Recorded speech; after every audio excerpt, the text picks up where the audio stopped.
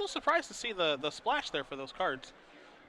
Renouncing Guild is a card I haven't really seen a lot of in a little while here. It's going to start off with the Thoughtseize here for Kory, so we'll see exactly what the hand is.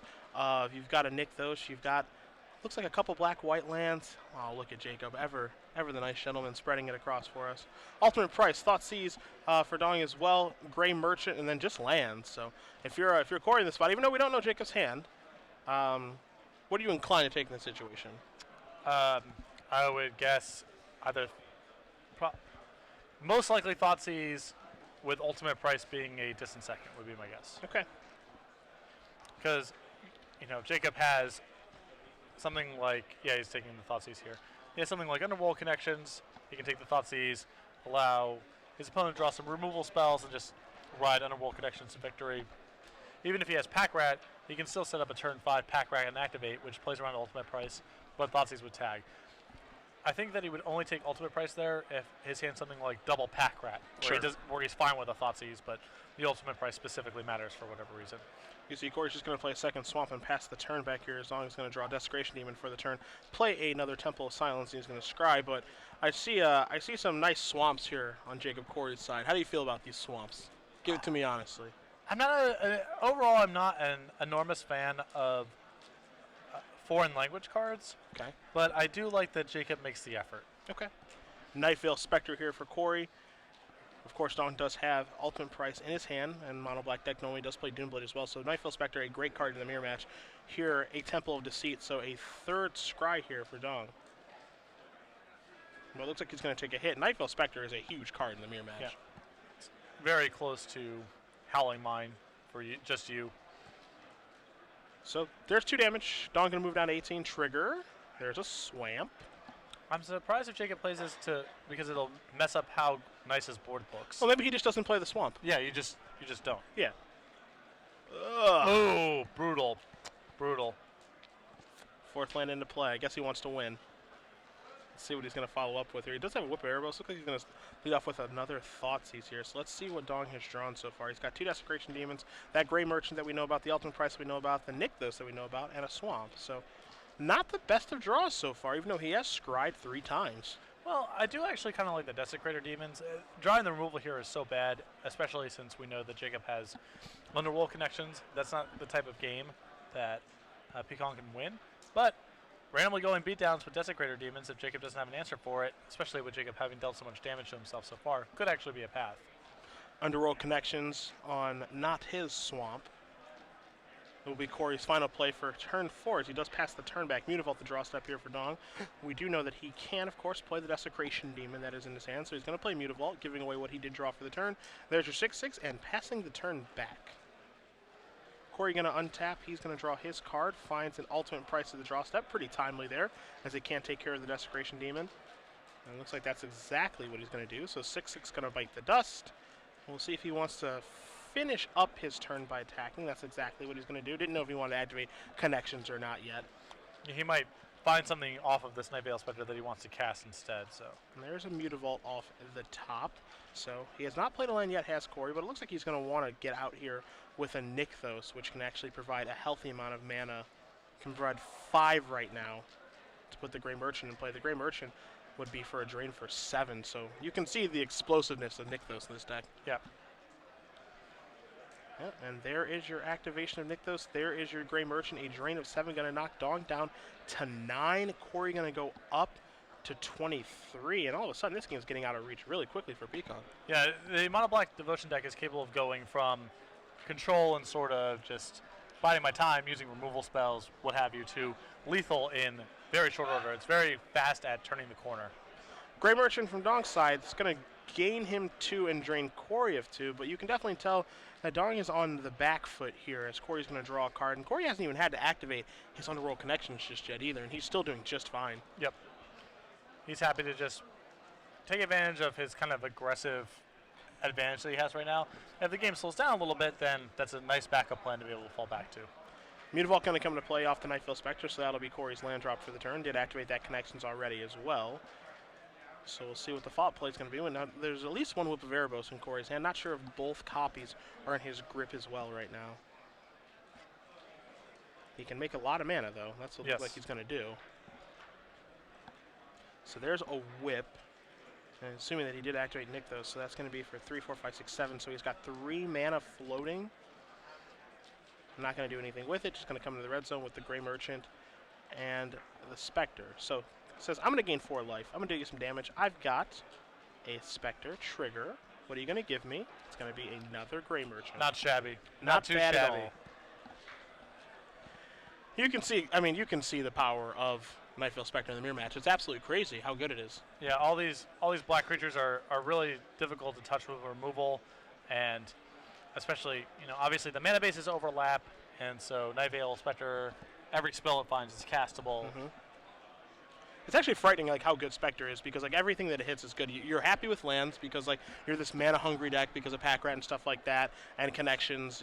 One of your lands is going to be taken away from connections. And then if it does hit a spell, every spell that it hits is just, like, crazy how good it is. Yep.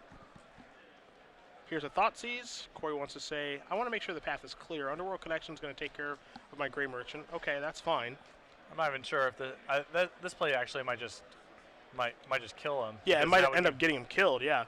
You see an activation of Nykthos here, so Kory's going to get all the mana, 2, 3, 4, 5, 6, 7, 8, 9 mana, and so now the whip can actually be activated to bring back that Gray Merchant. Yeah. And with 9 mana floating, he's actually got enough mana to actually whip this back, cast the one that's underneath, and get the game over with, and that's exactly what's going to happen.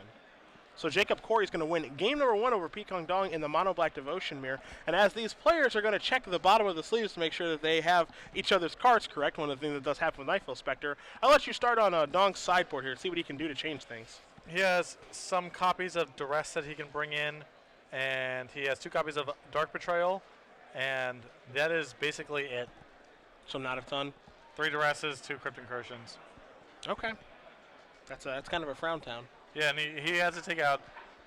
He has 2 main deck Doomblades and 4 Lifebane zombies to begin with. Yeah, so those can go. He already has 6 cards he absolutely has to take out before we even talk about contextual quality at all. So he's in I think, Jacob has a build of Mono Black Devotion. The more recent popular builds that is really devoted to trying to winning the mirror match. Peicong's moved away from that build.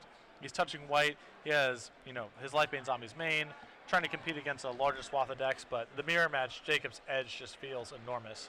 All right, I'm going to get a little bit crazy here. I know that he has Renounce the Guilds in his sideboard, does Dong, and that card's obviously not great in the Mono Black Devotion Mirror, but Nightveil Spectre is 2 colors. Yes. And we just saw how good it was in that game.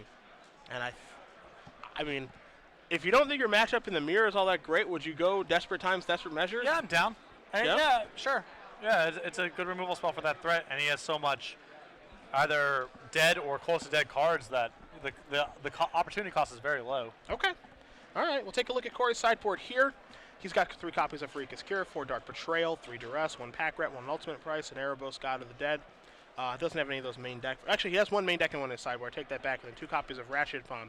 So you can tell that of these players, Jacob Kory is ready for the Mono Black Devotion Mirror. Yes. 4 Dark Betrayals. He's got 3 Pack Rats in his main deck, and an additional 1 in his sideboard. Ultimate Price, I like in this matchup as well. Obviously, takes care of the Demon, takes care of Pack Rat. I think you want to bring another one of those, and you're not going to find any Doomblades throughout his 75 either.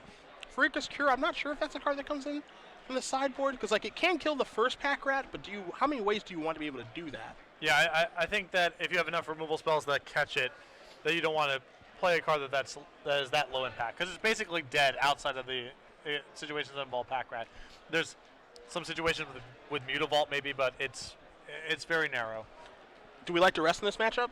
When both players obviously have 4 Thoughtseizes, how many discard spells do you actually want to have after sideboard?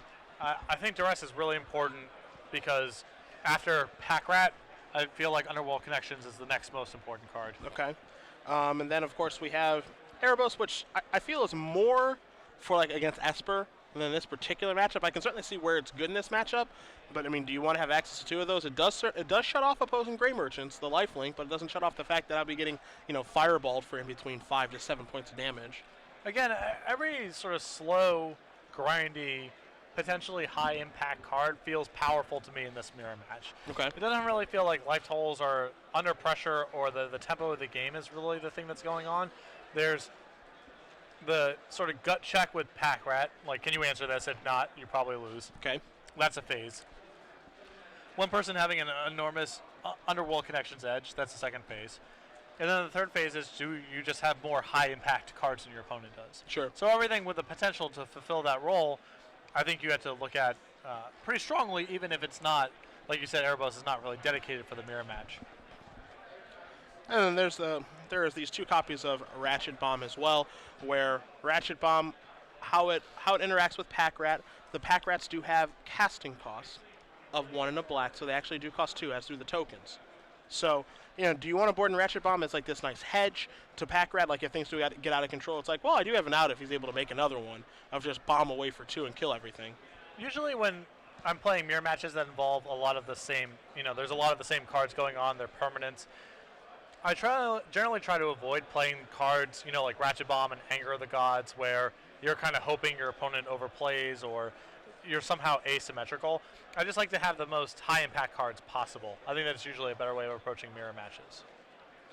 All right, well, we'll see how Kory does end up boarding because, of the cards that I mentioned, a lot of those cards are easy to bring in. We're looking at a sideboard of, 4 Dark Betrayal, some number of Duresses. He has 3. We don't know how many he's going to bring in. Singleton, Pack Rat, Ultimate Price you can make an argument for. Erebos you can make an argument for. Those 2 Ratchet Bombs as well. We're talking about 12 cards here. Does he even have 12 cards to sideboard out? I have no idea. I don't think that Whip is great in the mirror match, but I can certainly see where it would be pretty good. And then the rest of these cards, I think Hero's Downfall is just an expensive removal spell, so you can board those out. But you want Thoughtseize, you want Connections. I'm not sure if you want Devour Flesh, but it is a hedge against opposing Nightveil Spectre, so you kind of want that. How badly do you want Ultimate Price? It doesn't kill Spectre, but it kills a lot of the other stuff. There's a lot of cards that you do want to board in this matchup. Do you have enough cards to actually board out? I don't know. Is Desecrator Demon too much of a long ball to ever do anything in these kind of matchups?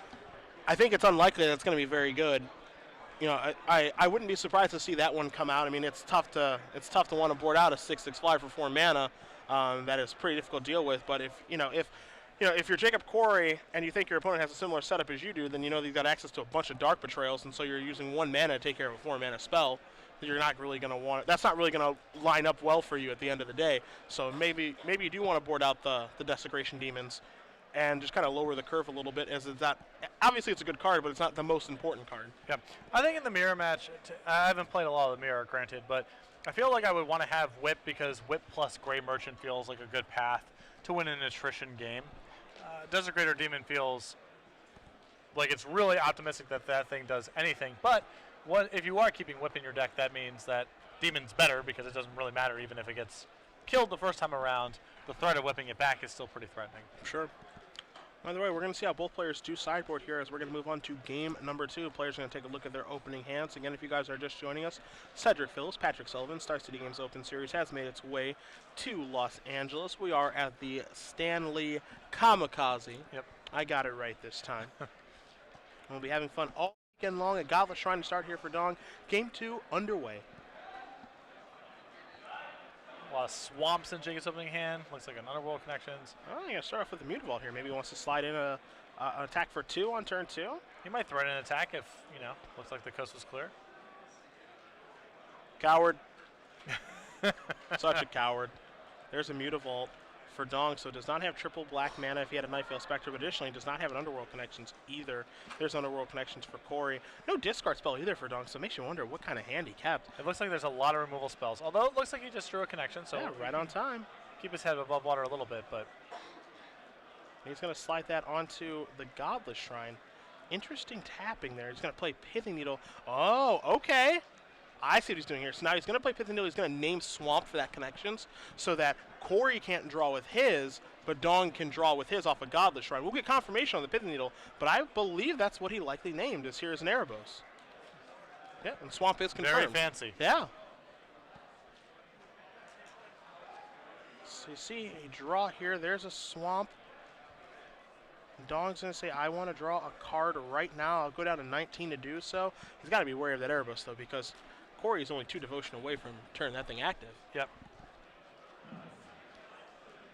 Dong with a variety of edicts in his hand, so he can handle it as long as, what Jacob doesn't add to the board is another creature to turn on the devotion. I have to call a flavor judge on this one. I don't know why Erebos would eat himself.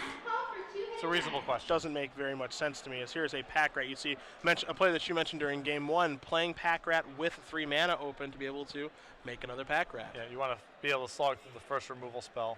Now this looks like a Devour Flesh in response to the Pack Rat, I believe, but I'm not positive. Well, I don't know. Devour Flesh in response doesn't kill anything. Okay, so Pack Rat happens, maybe we're at the beginning of the attack step. So now Devour Flesh is going to try to kill the Pack Rat. And so Kory says, all right, I'll activate Pack Rat, discard a card. Oh, he has rat tokens? Wow. Came prepared. Look at that. It's impressive. Devour Flesh again. So now we're going to see some things get sacrificed here.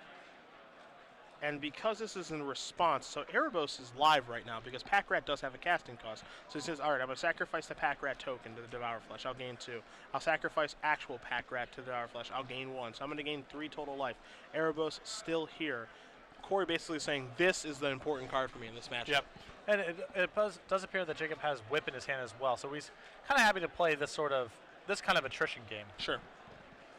Draw a bunch of cards with his Erebos and allow the Whip to recur creatures and just grind them out that way.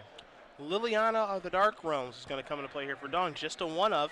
We'll get the die on that so you can see how many counters on it. He's going to search out a swamp so he can continuously hit land drops and can work its way towards the ultimate sooner or later here. But I think it might be the -3 ability that ends up playing the biggest role in this matchup. Yeah, for the time being, just the raw resources that he's generating between his Underworld connections and his Liliana will be valuable. There's the threat of going ultimate, although there aren't, I don't think, an enormous mana sink. There's no drain life type of effect that would facilitate that. But searching for a land every turn when there's nothing going on and having the threat of a removal spell on board as well are 2 very powerful things. And you see after the Liliana comes into play and searches for a swamp, then you see the activation of the Underworld connections. Maybe a misordering of sequencing there. Maybe no reason to do it right away. It's not a spell he's going to be able to play in the first place. So maybe he'd rather leave up the bluff of having an ultimate price or something of that nature, and he can't do that now. Yeah, if Jacob is able to turn on his Erebus this turn, then he gets a free shot at Liliana. Yeah. So maybe that main phase activation is going to come back to hurt Dong. Additionally, there are discard spells to play around too. So yep. We'll see if that comes back to bite him here as Kory's going to play a Nykthos, Shrine to Nyx. Now he's going to play a Whip of Erebos. Devotion is on, assuming everything goes in his favor, which it does. Erebos says, Liliana, get out of here, and I'll gain 5 life for doing that.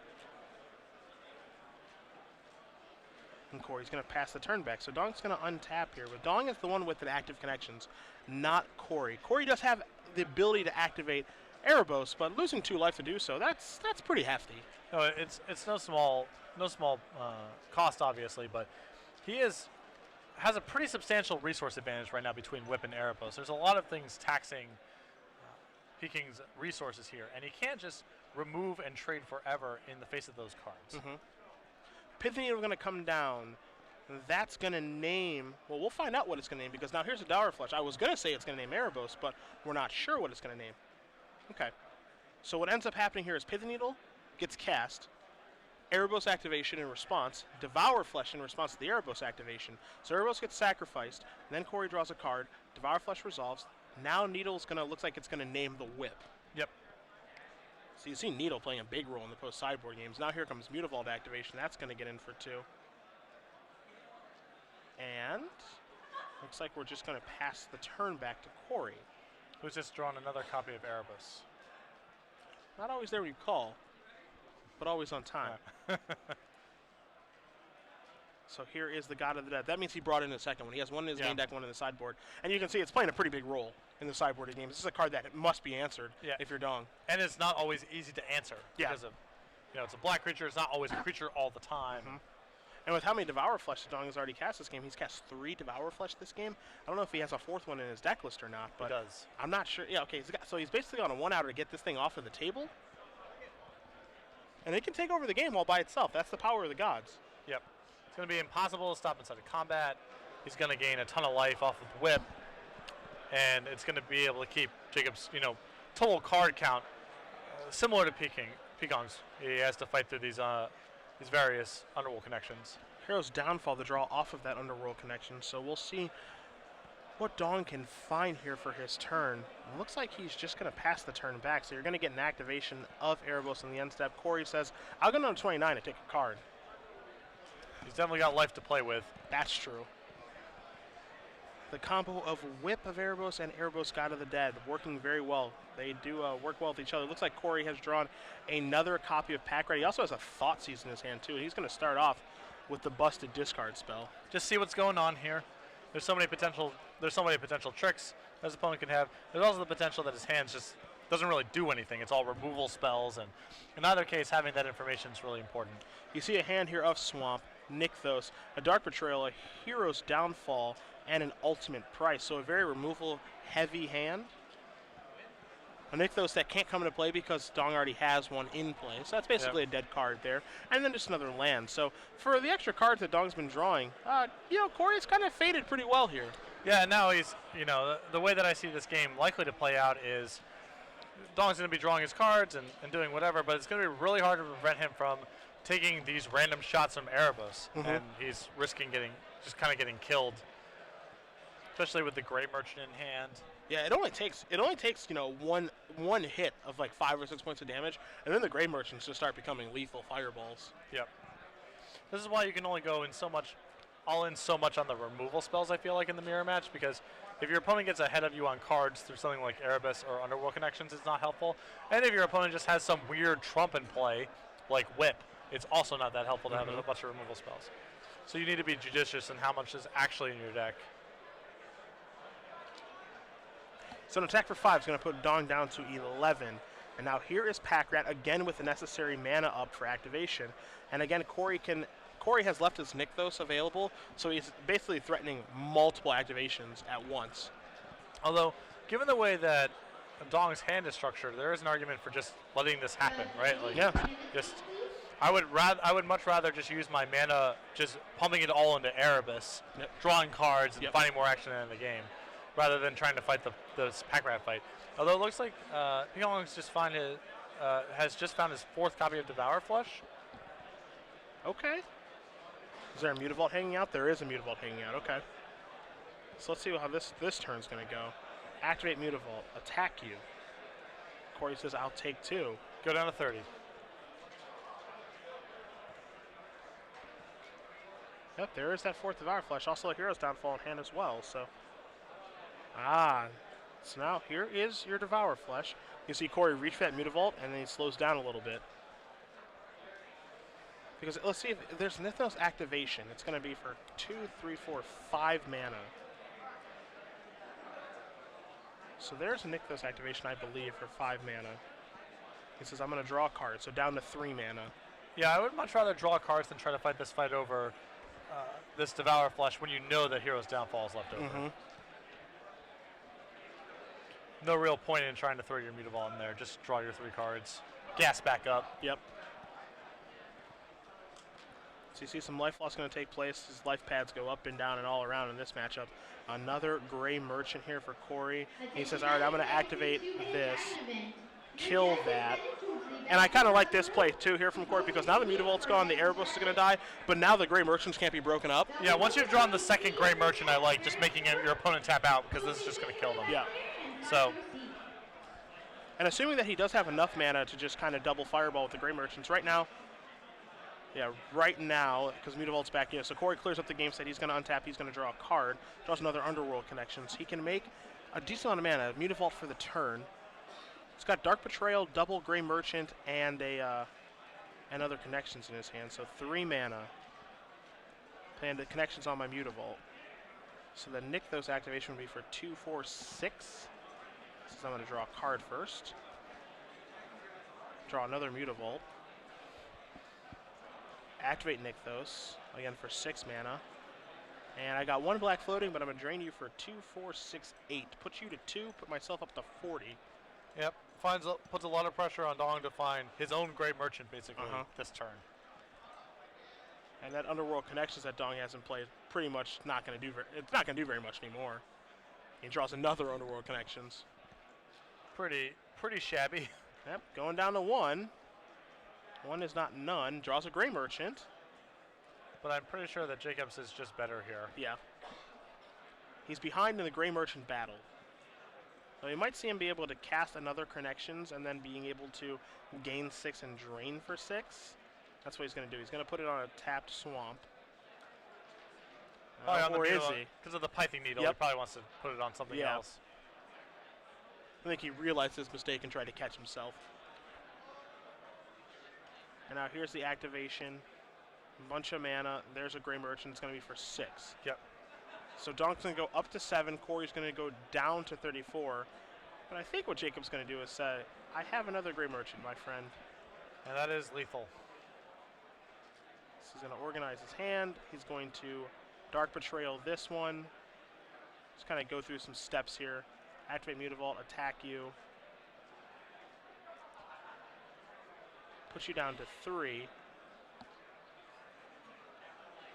And then, I feel like it's Fireball time. What do you think? well, it'll kill him, so I'm down. Oh, so you think it should be Fireball time. All right, Fireball time, Gray Merchant. And that is going to do it. So Jacob Kory does defeat Peicong Dong in the Mono Black Devotion Mirror. 2-0. And this is really just a story here of one player who was very ready for the Mono Black Mirror versus one who hasn't got as inbred in his deck building. And you can see the difference between the decks when one player has a bunch of stuff for the mirror and one doesn't. Yeah, Jacob's deck was so much leaner and more efficient in the post-board games. Yeah. It's so easy for him to win that matchup, I mean, feel he's like. got so many cards to bring in. He could actually sideboard up to like a 70-card deck, and I think he'd be a favorite.